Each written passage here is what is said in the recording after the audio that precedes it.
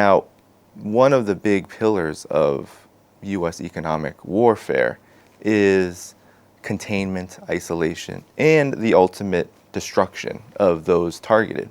Countries that choose their own development path is unacceptable to the United States. Donald Trump said it, Scott Bessent has said it. They want countries around the world essentially to bow down to the United States, to pay tribute even to the United States, to not only be subservient, but to also show appreciation. So there's this really hawkish and like imperial mindset that the Trump administration is adopting. It is predicated upon these principles: full spectrum dominance, U.S. hegemony, and ultimately the superiority and domination of the U.S.'s political and economic system over the rest of the world. So not as equal players, but a total, as China would say, a zero-sum game where the U.S. wins and everybody else loses. The big issue, though, for Donald Trump and his administration was that he came in amid a massive crisis facing the United States on all fronts. And this includes the foreign policy front.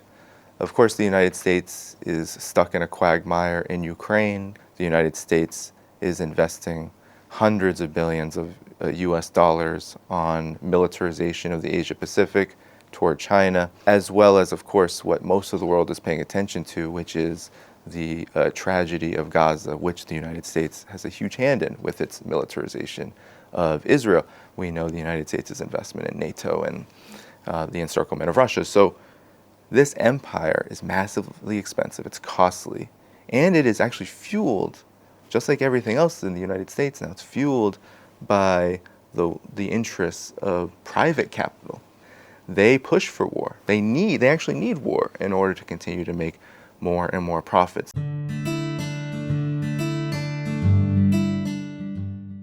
I believe U.S. politicians, the political class, the establishment, they're not really interested in knowing more about China because its development model, which I always stress, is fundamentally different from the United States. A plan from a government, for example, might get in the way of maximum profits.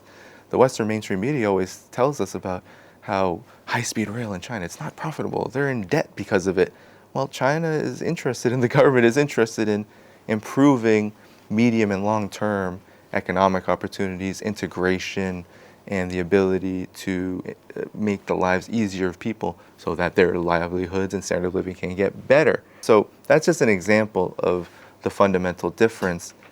Overall, the mood in the United States, the political class and establishment, does not foster mutual understanding. It fosters isolation, fear-mongering, and creating a kind of image of China that does not speak to friendship. While China, throughout this whole process, has been saying that even though it won't be bullied, it will prepare for any kind of war, it will stand up for itself. It has the door open for talks. It has the door open to come to agreements, to increase cooperation, which is almost I think, the most succinct way of defining what real sovereignty is. Real sovereignty is we work together with others, we learn from others, we incorporate what others have done and are doing to the benefit of our country, but we will do it our own way. We're not going to essentially just turn ourselves into the United States or Europe or whatever it is and allow ourselves to lose what makes a country like China unique and special. Now, one caveat to this, and I'll just close on this, and it shows that I think more and more people are interested in what China is doing. And there have been examples like Xiaohongshu, that exploding during the TikTok ban in the United States, and Americans in droves learning about what China is like from Chinese people on the Chinese app. There's so many things to learn about China, which I think many Americans would be shocked by.